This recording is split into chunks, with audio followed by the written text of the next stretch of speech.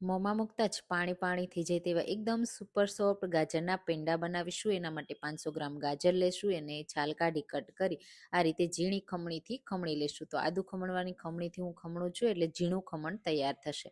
હવે આપણે 1 ચમચી ઘીમાં સરસ રીતે આ ખમણને રોસ્ટ કરી લેશું, એટલે જે પણ કચાશ હશે બધું નીકળી જશે અને ગાજર છે ને કૂક થઈ જશે અને એકદમ સોફ્ટ થઈ જશે.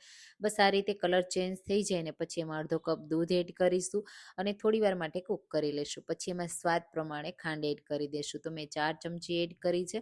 સારી રીતે કૂક કરી લેશું. થોડી વાર થશે ને એટલે આ રીતે બધું પાણી થઈ જશે અને પછી બધું પાણી બળી જાય ને ત્યાં સુધી આપણે એને કૂક કરવાનું છે. તો અહીંયા તમે જુઓ પાણી બધું બળી ગયું. હવે એમાં 1/4 કપ મિલ્ક પાવડર એડ કરીશું. સારી રીતે મિક્સ કરી દેશું એટલે એકદમ ક્રીમી માવાદાર પેંડા તૈયાર થશે. આ રીતે પેનથી અલગ થવા લાગે ને એટલે ઠંડુ કરવા માટે પ્લેટમાં કાઢીશું અને 10 મિનિટ ઠંડુ કર્યા પછી એમાંથી આ રીતે પેંડાનો શેપ આપી દેશું અને સરસ એવું કોટિંગ કરીશું નાળિયેરના પાવડરથી. તો એકદમ પરફેક્ટ આપણા પેંડા તૈયાર થઈ ગયા છે. આ રીતે બનાવી તમે સ્ટોર પણ કરી શકો છો. ફ્રીજમાં 8 થી 10 દિવસ સારા રહેશે. તો જરૂરથી ટ્રાય કરજો.